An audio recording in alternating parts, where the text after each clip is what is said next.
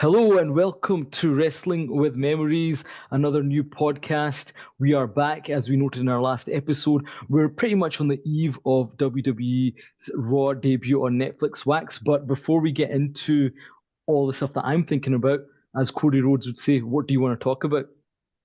Well, what I want to talk about, Fash, firstly, I'm sure everybody's surprised to see us back so quickly after our last episode where we did promise lots more footage, lots more videos for our audience.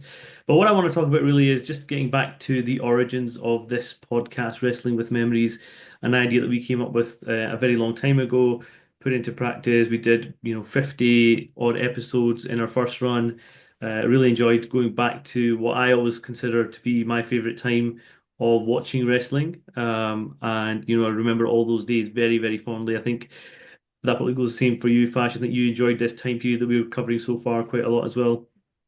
Yeah, I mean, the genesis of this was in COVID, right? Which seems like a while back, but we started talking about our times as wrestling fans when we started in 91, 92 as little kids and thought, okay, let's do a podcast about this. And given everyone was stuck in lockdown, it got some good traction and we kind of took it from there. So absolutely, I think there's so much nostalgia attached to that whole period going all the way into the Monday Night Wars. And I guess we were thinking about maybe up to 2002, right, which was that kind of golden period. But the aim is to go through this in a timeline, and we left things off in early 1993 Wax. Um, Typical to some of the stuff that we were talking about, we had our own contractual disputes and various things going on, and we kind of went away from that period, but now we return. And certainly we covered a lot in those episodes that you're talking about, and I would challenge um, in many cases in terms of anyone else having gone into the meticulous detail that we did in the topics that we covered from, I guess, post WrestleMania 7, 1991, all the way to the start of 1993. And that was where our fandom started. But Wax, given we're looking back before we move ahead, of those episodes that we had, a lot of listeners would not have caught those outside of our initial core audience. Is there any episodes that spring to mind that you would put ahead of listeners? Well, I'm going to suggest a couple because these are my two of my favorite storylines when I was growing up, two of the best, episodes in relation to TV that I watched at the time. So the first was the Rockers breakup episode that we did. I think everybody can remember that iconic scene in the barbershop where Shawn Michaels, kicks Marty Jannetty's head through a barbershop window, which was, just iconic moment and the start of something really, really special for Shawn Michaels. Maybe not so special for Marty Jannetty, Well, but I'm we've going to interject covered. there, Wax, because I backed Bobby Heenan. It was actually Marty Jannetty, the coward that jumped through the Ah, window okay. to run away rather than Shawn Michaels putting him through the window. But yeah, that was a great episode. I really enjoyed going back, looking at that. And as you say, that's the ultimate example, right?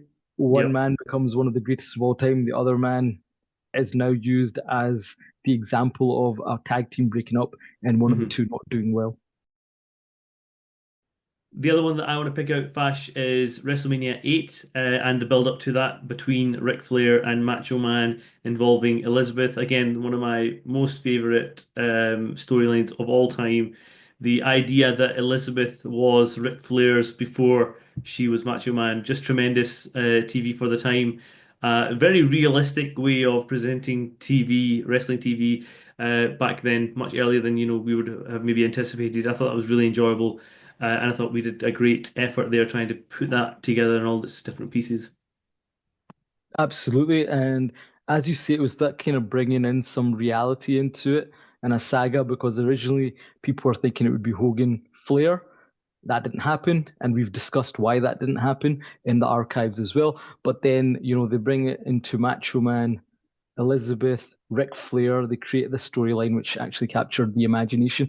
Um, in terms of my episodes that I like to highlight, Wax, going back a little bit further, it was we looked at the Ultimate Warriors title reign, Hmm. and we really debated that. You were on one side, I was on the other, but we presented reasons why that reign was a failure. So that's certainly an episode I would go back to, talking about realism before the Flair Macho affair. There was the Jake Roberts Yep. Macho Man feud. We looked at that. We looked at the snake bite. We then looked at the Undertaker's babyface turn against Jake the Snake Roberts. So I think those were really fun episodes. If I was to then look at another episode, which I think we looked at in great depth, was Ric Flair's move to the WWE Hmm. in 1991. We covered everything from the NWA to that move and the hopes around that. And if I was to fast forward a little bit, Wax, our anniversary episodes were really special to me. And we looked at the NWO's inception and we looked at the 25th year anniversaries of Scott Hall's debut on Nitro and then Kevin Nash's debut a couple of weeks after that. So that then led into Bash at the Beach and the Hogan heel turn. So I'd also encourage listeners to go and check out those episodes. They were a lot of fun. And maybe the final thing I'm going to say on the Archives Wax is our watch along episodes. I'll maybe kick that across to you because we did a couple of those as well. Yeah, so particularly the Royal Rumbles of 92 and 93. 93 being our most recent episode. I think 92, everyone considers it to be the greatest Rumble of all time, definitely in terms of contestants. We did have a pretty big argument watching 93 Rumble where I contested that 93 wasn't actually that far off 92 in terms of the talent involved. You I disagreed. apologize. I apologize to the You audience for that. disagreed.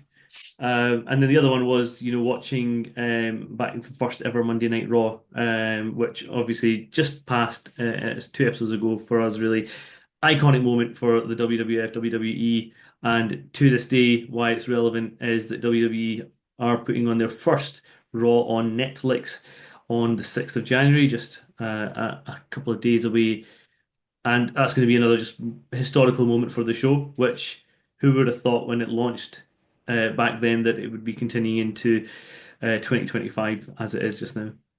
Yeah, I mean, it became one of the greatest ideas ever, right? And I'm sure in terms of not just looking at the past in the podcast, we do look at what's going on in the current climate in special episodes. So I think we will probably discuss that Raw debut, just like we discussed the one in 1993 Wax. So yeah, once again, check out the archives. There's a lot of stuff there for wrestling geeks like us, and a lot of topics and characters that we cover, which I think are very close to the heart of all true wrestling fans.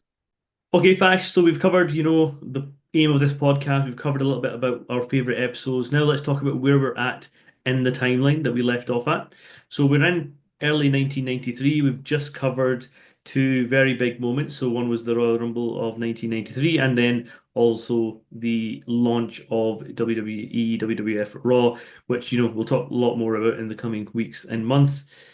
In terms of you, if you were setting the scene for where the WWF is, maybe where wrestling is generally at this time, at the beginning of 1993, what would be your sort of key messages around this period? It's definitely a big transition, and wrestling is on a downturn. So compared to 1992, we've seen a number of wrestlers leave.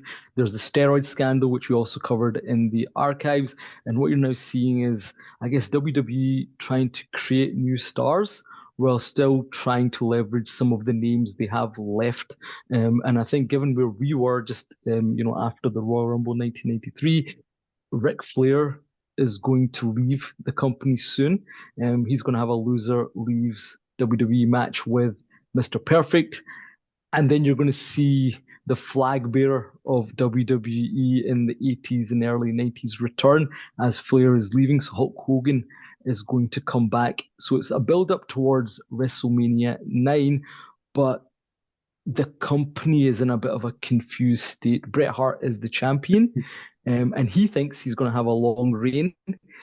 Vince McMahon is going to have different plans and views, and those plans are going to be subject to change as we're going to find it. So I really find 1992 and 1993 fascinating years because of everything that happens, where you start off in January 92 and where you end up December 1993. It's a huge difference. It's a totally different company.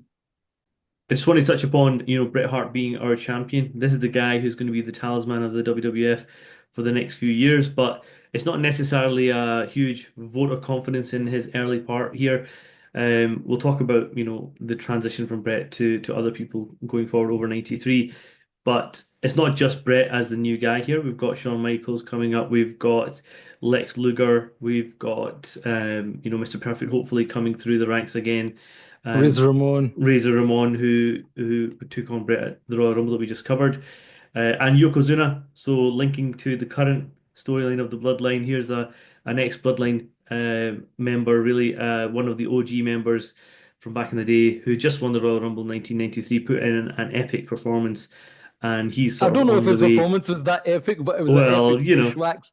And an we didn't epic know at push the time, indeed. right, that he was Samoan, so Mm, we generally thought this was a Japanese sumo. yeah, And he gets that big push at Royal Rumble. And I'm going to do another plug here, Wax. We've also covered his debut and how the head shrinkers came in the archives as well. So now we know what we didn't know then. And we at the time did think he was this big Japanese sumo. And to be honest, that was a push and a yeah. half in terms of how he was positioned very, very quickly upon his debut. Absolutely, a monster heel, probably one of the best ones that they've created in a very long time. And then just after the Royal Rumble, obviously we're going to talk about Ric Flair's last match in the WWF. We'll hopefully cover Ric Flair's full run in a bit more detail. We'll just assess it in terms of whether it was a success, failure, where they could have gone with that run. I think, you're being very harsh there, Fash, but we'll cover it in a lot more detail. We'll have a I chance to think the talk through company did that. him dirty and certain things to help. So yeah, well, I'm sure we'll have some debate on that. I think it started off amazingly well and then it shockingly petered out. But as you say, that's one to debate and discuss. Yeah, absolutely. There's other news and notes to come for early 1993. There's changes going on in the wrestling scene. There's people moving about, people leaving the WWF. The steroid trial is on the horizon. They don't quite know it yet, but it's coming up soon enough. And then we have WrestleMania 9, which is one of the most memorable WrestleManias in my mind, just because of the setting. And we'll talk about, some big returns coming up in the near future. So lots and lots to cover, Fash. Lots to cover, Wax. And yeah, we're going to keep on going. As I say, I think this period, which then transitions into the new generation, though it did really poorly box office wise and it really needed that attitude era push, I think it's fascinating for everything that happens in this period. So yeah, I'm looking forward to carrying things on. And as I say, this plus lots of other ideas and topics to cover as well. Yep. So while you wait, go check out our archive of episodes. You won't be disappointed. There's some great stuff in there. And hopefully, we'll be bringing you new episodes every week from now on. Until then, I'm Wax, he's Fash, and we'll see you soon.